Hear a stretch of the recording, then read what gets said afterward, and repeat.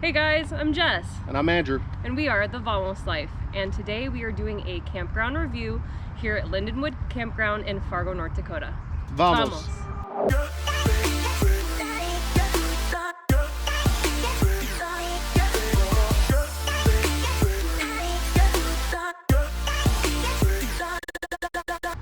All right, so where is Fargo, North Dakota exactly? So Fargo, North Dakota, well, North Dakota, since a lot of people wonder where it is, it's in the middle central part of the country, right on the border with Canada. So you got Manitoba right here, which is a Canadian province. North Dakota's right here. And we're in the southeastern corner of that state.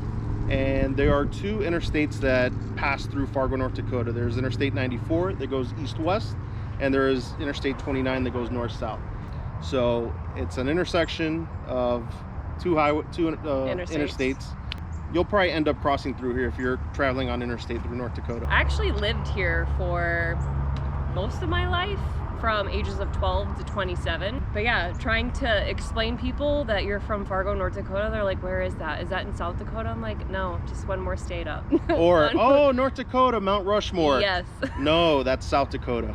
Not quite. So yes, we are here in Fargo, North Dakota, and we have stayed an entire week out here at Lindenwood and cannot wait to dive deep and show you what all there is to offer here. As for the campground itself, it's located right on the Red River, which is the border of North Dakota and Minnesota. It's a little bit south of downtown, which is within biking distance. I wouldn't recommend walking there because it's kind of a walk. And then Interstate 94 is right next to this campsite or campground. And if you need to get to the other side of town, that's going to be your primary route. So Lindenwood Campground is open from May 1st to October 14th. We are kind of at the very end of their camping cycle here, so it is currently fall. So it's not open all year round, so you need to come here in the spring, summer, and right at the beginning of fall. You don't want to be camping in North Dakota in the winter. No, you do not want to be camping up here in the winter because they get a lot of snow, and in the springs, they flood. Like this river back behind us, it reaches over our heads right now where we're sitting at. And here there are 47 campsites.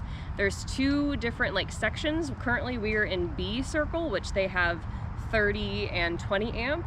There's A circle up above, which has 30 and 50 amp for the bigger RVs. They do allow tents here.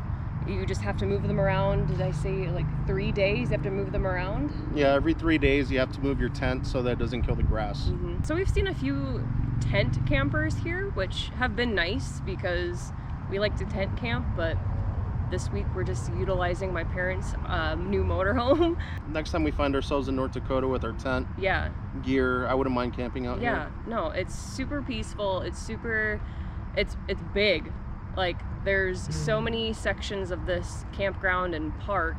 It's just gorgeous out here. It's really, really peaceful. Our neighbors have been really quiet throughout the week. I think there was only one guy that was throwing a rager bonfire party down here, but you have people biking around, you have people jogging, taking their pets on walks.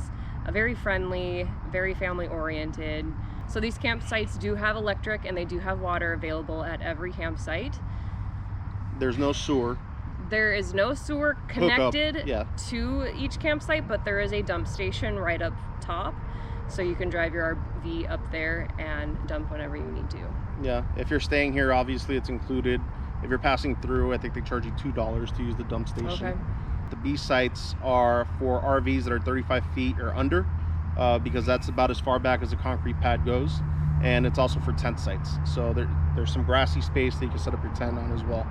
Specific information about the campsite that we're at campsite B22, which is, it's an RV spot. As you can see, the RV is parked right next to us.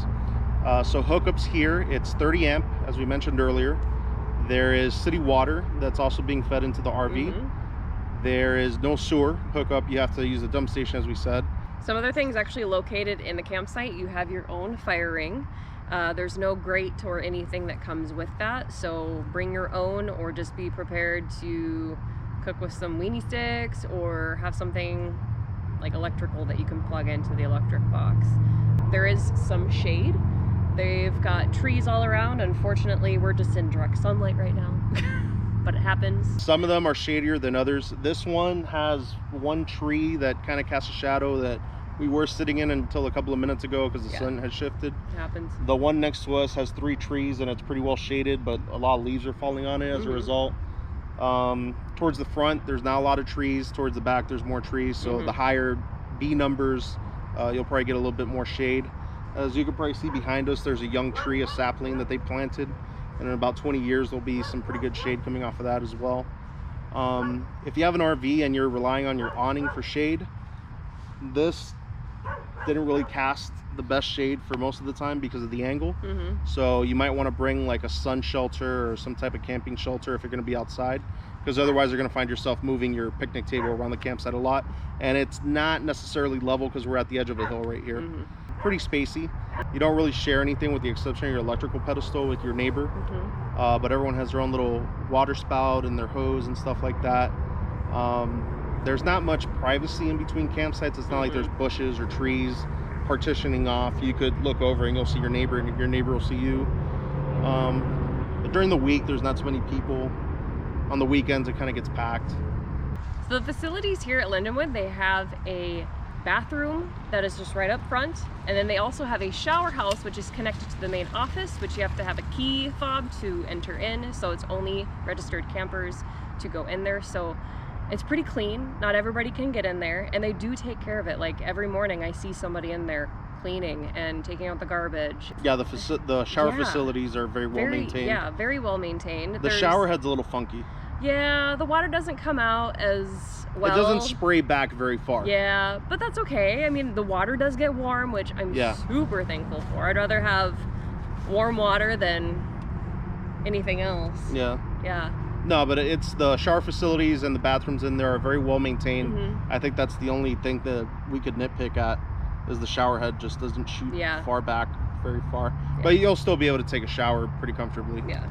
So that's just us being prissy, I guess. They have a playground for the kiddos. They've got all sorts of bike paths and walking paths, and they've got other playgrounds off within the park. Like, they have a lot of stuff here. They also have baseball and softball diamonds up the front too, but you can go fishing down here and all sorts of stuff. They have kayaks for rental, they have bikes for rental, and the bikes aren't the normal bikes. They're like the tandem bikes or the sit-down bikes where you like move by swinging your hips. They have the picnic shelters. It's not just good for camping or RVing, but it's also good just to spend the day out here too, just to maybe have a picnic outside, maybe bring the kids out here to play. I mean, whatever it may be, they've got quite a bit of stuff here. Yeah, it's a pretty decently sized park and has a lot of stuff to do. Yeah. There are a lot of walking trails in this park, and there's one that if you follow it, it goes up to a bridge that crosses the river. And once you get across to the Minnesota side, there's a place called Gooseberry Mound Park. Yeah, we went walking in there the other day during a lunchtime break that I had, and it looks really nice in there. They got a nice big open field, and if you're riding your bike, you could also ride your bike, and there's a lot of bike paths that not only pass through this park and that park, but kind of go along the river and connect a bunch of sites along the Red River here.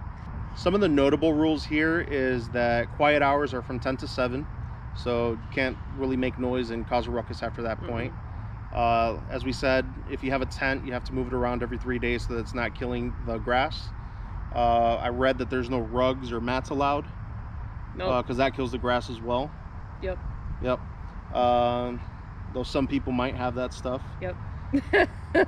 There's also no alcohol allowed because it is a city park. Yes. That you can only stay here for 14 days at a time in a 30-day window. Yes. So if you're here for 2 weeks, you got to disappear and go somewhere else for 2 weeks until your 30-day window rolls over, and then you can come back. So this is not one of those campgrounds where you have long-term people that you pay by the month or pay by the year and stuff like that. 14 days max. Yeah. Oh, you cannot bring your own wood to your campsite. You have to purchase wood from the front just to eliminate any diseases. The spread of tree diseases. Yeah, just to eliminate any of that. So they do have firewood available here. It's at $6 per bundle. Yep. At this current price, it's $6. Who knows what the future and inflation will bring. For cell phone coverage here, it kind of varies. I think it's good. We have Verizon, and we have really good coverage here. The speed I was getting varied from as low as 3 megs to about 40 megs downloads. So I don't know if that's because they're throttling me or what's going on, because we've been streaming a lot lately, but who knows. There is no campground Wi-Fi here. Don't rely on that, or don't expect that. Use your cellular phone or your hotspot. So let's talk about North Dakota weather. So I went to school here for 4 years, and I had a professor of mine tell me a saying one time of how dynamic the weather is. He said, if you don't like the weather in North Dakota, just wait a minute, it'll change. And that has been pretty true with my experiences here in North Dakota, and particularly today, because when we started the day, it was cold, gray, cloudy, it was raining. It's still muddy, but not as bad as it was before. And now in the afternoon, it got hot, sunny, clear, the ground dried up, you know, so just like this, the weather could change. And it was like 87 earlier in the week, and then at night, one night, it got down into 40 something. Yeah. So you need to prepare for warm weather, and you need to prepare for cold weather, because you never know what North Dakota is going to throw your way. And especially in the fall, like in the summer, for the most part, it's warm, and then it maybe gets into like the 60s at night. Like, yeah, I think fall and spring are the most deceiving seasons here. So if you're camping here either in spring or fall, be prepared for cold and warm. Check the weather, see what the highs are, see what the lows are, see what the weather forecast is, and prepare yourself with the right clothes and equipment for what the weather's going to be like. So I know we kind of mentioned or talked about wildlife here in the area, but wanted to reiterate and make sure that you will see deer, you will see lots of squirrels, you will see lots of birds. I haven't seen any rabbits, but there was one morning where I walked out and we didn't take the trash out, and it got like something went through it. I think they might have been raccoons. I know there's raccoons in Fargo, but I just haven't seen any. The mosquitoes have been vicious. They could get pretty bad up here. I mean, I grew up in Florida and we have bad mosquitoes, but up here in the summer, they're just on a different level of viciousness. So make sure you have your repellent with you. Make sure that you keep your screen doors closed so that they don't get in. Same for the flies, because there's a lot of things flying around that are going to either try to bite you or bother you. Things that could bother you, and this is really the only thing that bothers me about this campground, is that we're right next to the interstate, which is the noise. It's not very noisy. It's not like the Davie Fort Lauderdale KOA that we stayed at a couple of months ago that was on the flight approach runway for the Fort Lauderdale International Airport, and every 2 minutes an airplane would go by. Not that noisy. It's not that noisy, but you might be able to hear in the background that there are semis that are crossing the bridge from Minnesota and North Dakota and vice versa that are going on behind us. And in RV, that's not really that bad because we don't hear that noise so much unless you open the window to let in the cool air in. If you're in a tent and you're sensitive to noise, you might want to try to see if something is available at the little further back in some of the higher B campsites, because if you're staying at B1, there's the noise, there's no shade, and then on top of that there's also an interstate light that shines down to light up the road. It also lights up your campsite, so it feels like the sun is over your tent at night. So you don't want to stay there if you're in a tent. If it weren't for if we were a little further away from the interstate, it would be the most peaceful and wonderful campground. Yeah, I mean, this, just looking around and trying to just erase the interstate and the noise and just looking around, this is really a pretty sight. Okay, so we talked about all the wonderful things that this campsite has to offer, and for what you're getting, the price I think is pretty reasonable. Oh yeah. So how much does it cost per night? $30 per $30. That's an unbeatable deal. Unreal deal. Yeah, you get water, you get electricity, you have a beautiful location. Yeah, a very good deal. It's run by the Fargo Parks District, so it's a government entity, and that's probably why it's priced the way that it is. Something comparable, if it was a private one, it would cost, I'd say, at what we've seen, probably at least $45 a night. Yeah. I think it's the cheapest I've seen at a private campground. So if you're looking somewhere cheap to stop in as you're passing through the area, this is probably the spot that you want to look at. Okay, let's talk about supplies. If you are coming to stay at this campground, you don't have to worry about being well supplied before you get here. You're staying in the city, and this is North Dakota's shopping capital. Yeah. So you're going to be fine. We've seen camp offices that are better stocked. Here it's a little bare. All you could get is ice, snacks and candy, and firewood. So anything else, you're gonna have to go outside of the campground, and it's not. You can't walk to anything. You're gonna have to hop in the car. You're definitely gonna have to hop in the car. There's the closest like supermarket is Hornbacher's. If you're looking for supplies for camping or for your RV, they do have a Camping World in town. They have a Shields. They have, which a lot of people are not familiar with Shields. Yeah, so Shields is kind of like that. It's like a Bass Pro Shop, Cabela's type of deal. Yeah, they've got a lot of camping stuff there and a lot of clothing, like winter gear or like summer gear, fishing gear, like whatever. Yeah, it's probably the best outdoor store in Fargo. Yeah, but they also have like Targets, they have Walmarts. If you do come across something that you're like, oh my gosh, I need one more tent stake or whatever it may be, you don't have to look too far. There's always something around because, yeah, again, Fargo has a lot of shopping opportunities and they're not that far away. Yeah, and if you're someone that likes to buy things in bulk at the warehouse clubs, there's a Costco in town and there's a Sam's Club in town. Yeah. So if you have memberships to those, you can go ahead and stop in there and pick something up real quick. So while in Fargo, there are quite a few things that you can do instead of being here at the campground. They've got the Fargo Dome, which hosts a lot of like events. They usually have a lot of like concerts.